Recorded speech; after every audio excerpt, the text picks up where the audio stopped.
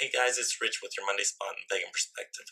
Please excuse my voice, as about a week ago I lost it, so now I'm finally getting it back.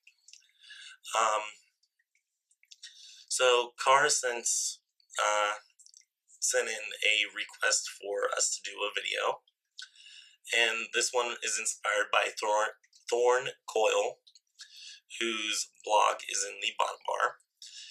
And you can read all that stuff. I'm not going to read it because of my voice and all that stuff. But basically, she asks a couple questions. Do we celebrate the change of the Gregorian calendar? I do. I don't have a necessary set of things I do every year. Usually it's like, on New Year's Day, I usually go to an auction, stuff like that. That didn't happen this year because there wasn't one going on. Different place, different things going on and all that. So my normal New Year's traditions, as loosely based as they can be, did not happen this year. So this year's kind of different for me. But yes, I do celebrate the Gregorian calendar year in a loose fashion. What time do I consider my path's new year? That I would consider Samhain. However, this year, the new year for my path kind of seemed to start on Yule, and I actually have a video that I posted on my personal channel describing that. So if you guys want to see that, go ahead and go to my personal channel and check that out. To me, Samhain's usually the beginning of the new year, the ending of the old. I put things to rest. I start up things new, stuff like that. But this year, it kind of seemed to happen on Yule instead. Do I partake in New Year's resolutions? I've tried it. It doesn't seem to work for me. My thing with New Year's resolutions is whenever you set a New Year's resolution and the first day that you end up not doing it kind of throws everything else out the window. So I kind of make New Year's goals instead, which is something else that she asked here about setting intention for the year. And that's basically what I do. I set a goal for myself for the upcoming year. And to me, a goal is more of the long-term means rather than the day-to-day activity. So I can make tons of progress one day, and if I take a day off, I'm not breaking a resolution. I'm not, throwing out the goal. It's just I'm taking a break for a day type thing.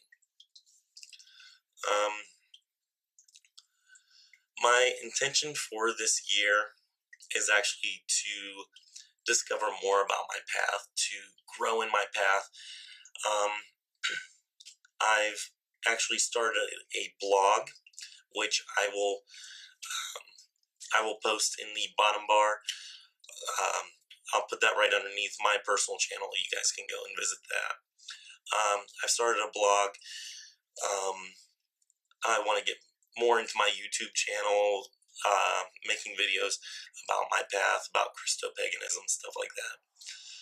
And if you guys are all jazzed up about, I know some of you have come to my personal channel about the Christo-pagan series.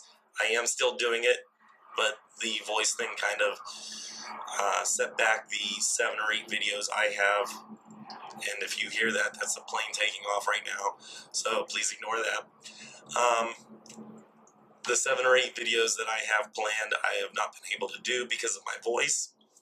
So once the voice is 100%, again, I will be going full on, as they say, balls to the wall with making videos on my personal channel again. We also have a request from Kenny,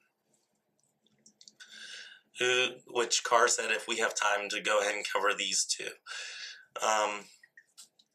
So a couple questions were, are you all Wiccan, or do you have varying paths along the craft? And if so, how would you define them at this point in time in your individual lives? My path is more Christo-pagan. I used to say that was Christo-Wiccan, or Christian Wiccan. Excuse me. And I've found that it's more than just Wiccan based. It's more of a general pagan based. And so, as I've said before, labels are for soup cans. I hate using them, but that's the one that actually resonates most with me right now. If you've watched my channel or the Pagan Perspective, where I've talked about my path before, I have said that I do not use a goddess in my practice. That has recently changed, and I will be posting more about this on my personal channel. I already put it in the blog and all that, so you can read about it there. And that's about it, at least for right now, that I'm going to share on that. Number 2 from Kenny was, within your various paths of witchcraft and magic, what kind of magic have you or do you all work with? Folk magic, ceremonial magic, etc. Mine, I guess my path kind of started out more ceremonial, even though it wasn't traditional ceremonial magic. It was more ceremonial based, I guess you would say, where ritual had a set way of doing things every single time, because that's how I was told by what I was reading. This is how you have to do them. And it worked very well for me because I had some basis to go on. Now my practice is much more loosely based. Just for instance, drawing a circle. If I feel that I actually need to get up and walk around and set my circle by walking around my space, I do that. Sometimes I just sit and I put the circle around me, and I can do a video on this on my personal channel to explain a little bit more. But I will sometimes sit and just expand my own personal space outward and use that as my circle. So that wouldn't really fit into ceremonial magic. I don't necessarily think that would be considered folk magic. I don't know what you would really consider that. I guess more energy work at that point. But I mean, that's just one instance of how my work with witchcraft and magic has changed over the last 6 years, or almost 6 years now. So yeah, I think that's all I have for this video. I'm hoping that my voice wasn't too gravelly for you guys. I'm going to try to edit it down and all that stuff, so hopefully it's all good for you. Until next time, may you have love, hugs, and ladybugs, and a great day and a better tomorrow. Bye.